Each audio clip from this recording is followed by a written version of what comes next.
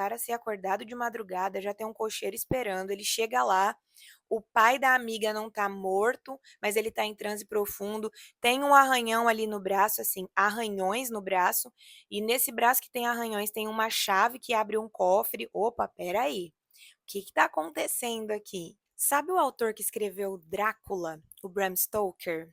Ele também escreveu esse livro aqui, Os Sete Dedos da Morte. Essa é a tradução do título em português BR. O título original é A Joia das Sete Estrelas. Edição belíssima. Olha só a capa que linda. A arte. Atrás também tem uma arte bem bonita. Depois que eu li Drácula, eu acho que o algoritmo da Shopee me indicou esse livro aqui. Eu fiquei curiosa porque nitidamente o tema da obra era relacionado à egiptologia. Olha só que interessante. O Bram Stoker escreveu um romance gótico, vampiresco. Daí ele me vem com um livro com o tema Egito. E essa obra me surpreendeu mais ainda porque você percebe que se trata de uma narrativa investigativa, como se fosse uma história de detetive mesmo. E essa história de detetive vai envolver reencarnação, uma rainha antiga do Egito que pretende retornar num corpo de mulher no século XIX, na era vitoriana. Eu não achei essa obra melhor que Drácula. Drácula é melhor, mas essa obra é muito boa também, porque o cara escreve bem, tecnicamente falando. Outro ponto é que eu achei essa leitura bem informativa no quesito mostrar como era a vida dos exploradores em uma época em que eles precisavam fazer descobertas sem tanta mão de obra, em que eles viviam sendo roubados por saqueadores. Isso é algo que me fez pensar acerca de como nós evoluímos em relação a esses recursos, estudos, etc. Vamos para o resumo completo da obra? A história começa quando o advogado Malcolm Ross é acordado de madrugada com um telegrama que chega e junto ao telegrama já tem um cocheiro esperando para levá-lo para um lugar. Por quê? Quem mandou esse telegrama foi uma amiga dele, a Margaret Trelawney. A Margaret precisa muito da ajuda dele e no telegrama ela não diz para quê, ela só diz que precisa que ele vá ao encontro dela. Quando o Malcolm chega na casa da Margaret, ele encontra a Margaret extremamente abalada porque o pai dela está caído no chão do quarto dele e ele está em um modo de transe profundo. O quarto do cara, que nós vamos chamar de Senhor Trelawney, é repleto de antiguidades egípcias. A casa dele tem várias, mas no quarto também há muitas antiguidades egípcias. E no pulso dele tem uma chave que fica como se fosse uma pulseira ali. E perto dessa pulseira, muitos arranhões, como se quisessem arrancar aquela chave de todo modo da mão dele. Detalhe: esse ferimento tem 7 cortes. Ninguém pode fazer muito ali com o corpo. Por quê? Porque o senhor Trelawney deixou orientações em um documento assinado pelo próprio senhor Trelawney, para caso acontecesse alguma coisa com ele. No documento está escrito que o corpo não pode ficar sozinho em nenhum momento. Por isso, as pessoas ali da casa, por exemplo, empregados, enfermeira, médico, sargento que estivesse ali, todo mundo se empenhou em fazer horários de vigília para que o corpo ficasse o tempo inteiro sendo monitorado.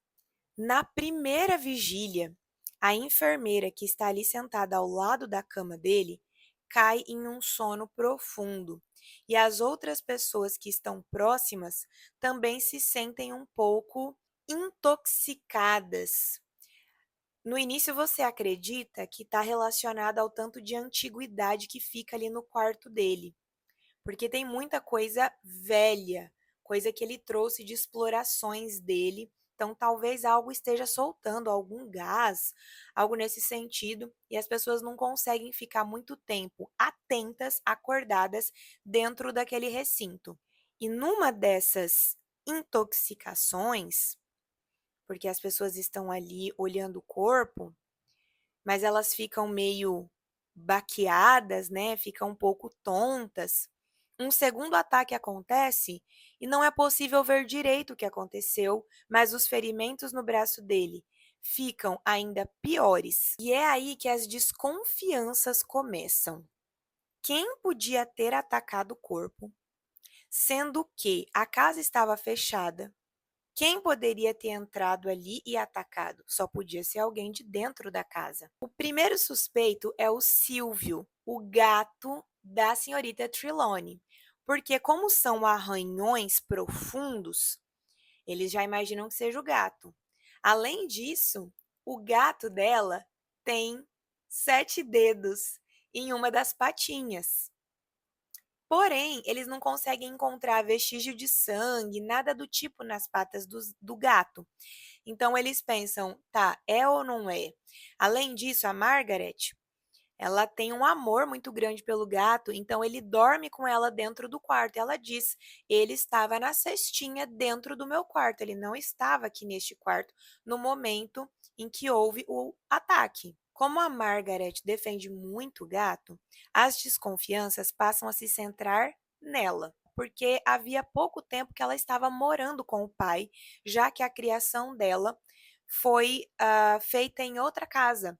Como ela perdeu a mãe muito cedo, a mãe dela morreu no parto, o pai, o senhor Trelawney, preferiu que ela fosse criada com outras pessoas, já que ele era fissurado em Egito, ele era um explorador, viajava bastante, e ele não queria que ela tivesse uma educação estranha. Então, só um pouquinho mais velha, ela foi morar com o pai. Então ela não tinha muita intimidade com ele, ela ressalta isso várias vezes, e por não ter essa vivência grande com o pai, embora eles se deem muito bem, o médico, o sargento, eles começam a desconfiar dela.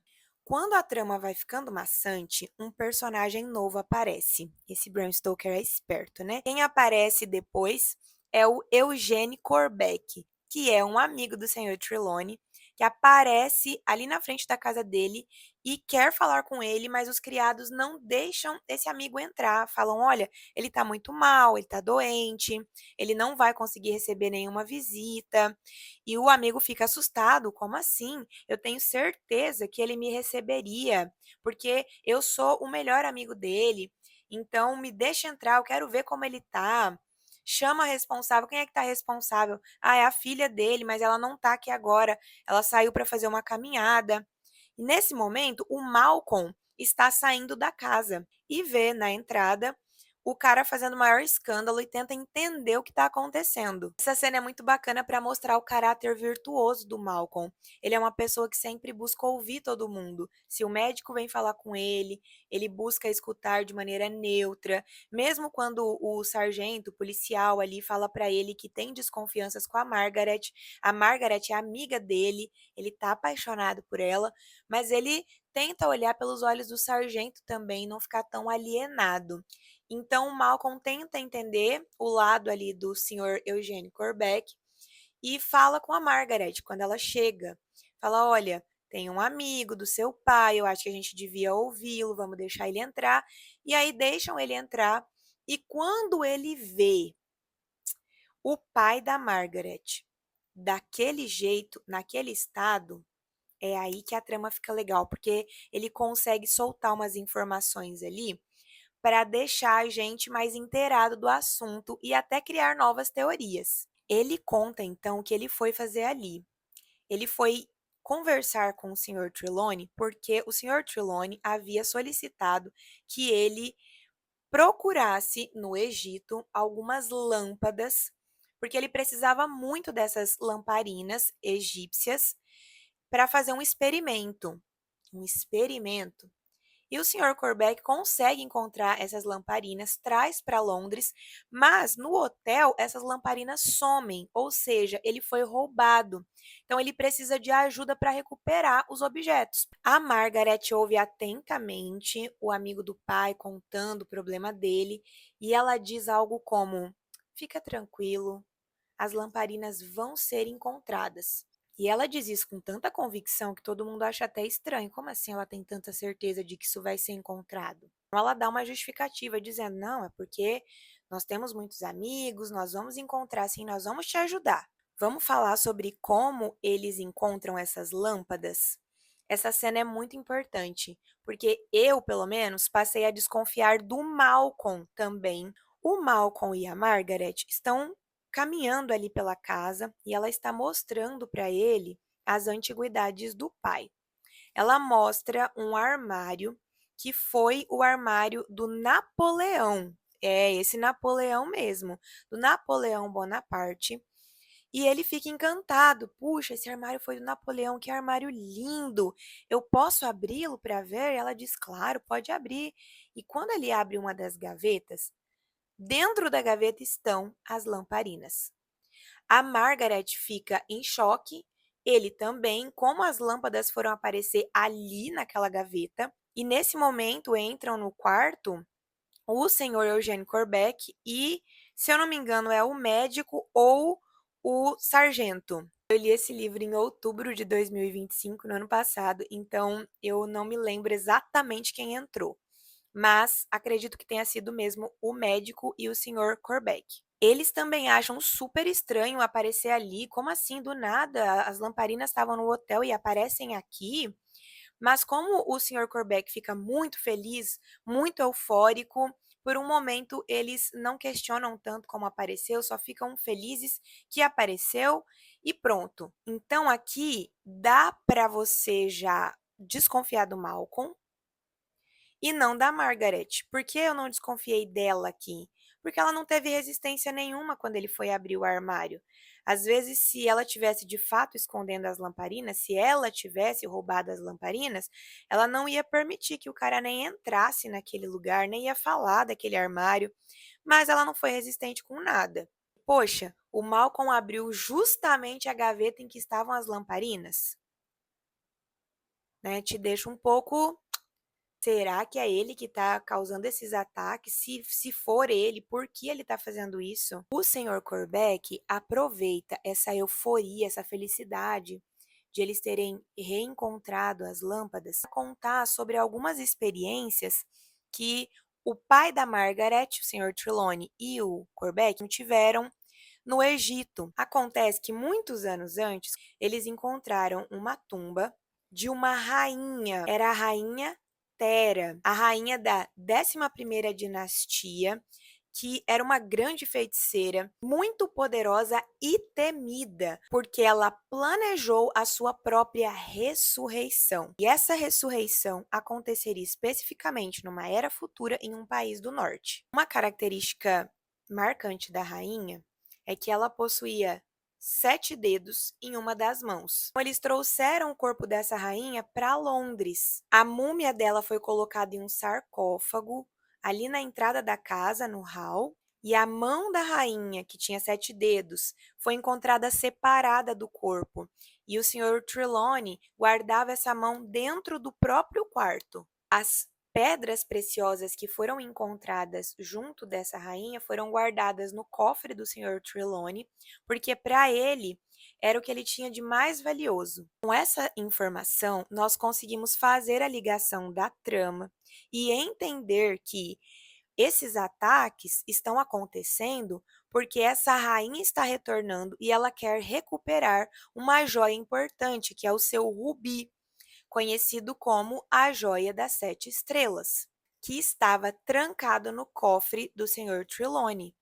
E a chave do cofre estava amarrada ao pulso dele. A rainha precisava desse rubi para fechar ali o ciclo do ritual de reencarnação dela. Ai, Carol, como eles sabiam tudo isso? Gente, estava lá escrito no sarcófago, sarcófago não, estava escrito lá na tumba dela. Eles sabiam ler o idioma, porque eles eram estudiosos do idioma.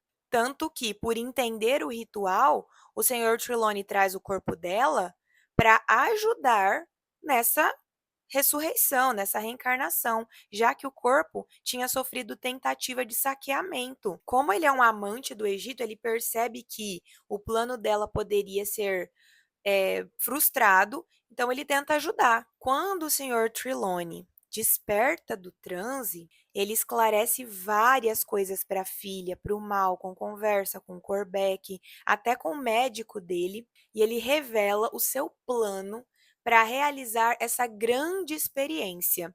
Do ponto de vista dele, não é algo relacionado à religião e à fé. Do ponto de vista dele, é algo científico. Para isso, ele tem um local específico onde ele quer fazer essa experiência, que é uma caverna que fica em uma casa que ele tem em outro local. Eu já falei que é uma família rica, né? Durante esse tempo em que eles estão se mudando temporariamente para esse local, você começa a perceber que a Margaret está com uns comportamentos estranhos. Quando eles estão na caverna, o senhor Trelawney precisa queimar a múmia de um gato, que é um gato mumificado que ele tirou lá da tumba da rainha, porque era como se esse gato fosse o protetor da tumba. Então, para não ter nenhuma interferência no ritual, ele queima essa múmia. Nesse momento que eles estão fazendo essa queima da múmia, o gato da Margaret, o Silvio, vê esse gato e vai para cima dele, como se fosse um gato brigando com outro. E ao invés de ela só ir separar o gato, ela olha para ele de um jeito um olhar tão furioso que o Malcolm fica com medo de ela fazer alguma coisa com o próprio gato e ele vai lá e tira o gato de cima da múmia, como se ali a Margaret estivesse vendo o gato como um inimigo. Em seguida, eles desenrolam o corpo da rainha e existe um horário aproximado para que eles acendam as lamparinas e eles consigam ajudar a rainha a concretizar o ritual. Quando esse momento exato chega, uma fumaça começa a emanar, como se fosse uma névoa. Todo mundo ali perde a consciência, não totalmente, mas eles ficam meio atordoados. E depois que o ar se dissipa e eles olham para onde estava o corpo da rainha, o corpo desapareceu completamente, restando somente pó e as joias. Eles sentem que eles cumpriram o seu dever e a história acaba com a Margaret e o Malcolm se casando. Ela usa o rubi, a joia das 7 estrelas da Rainha Terra.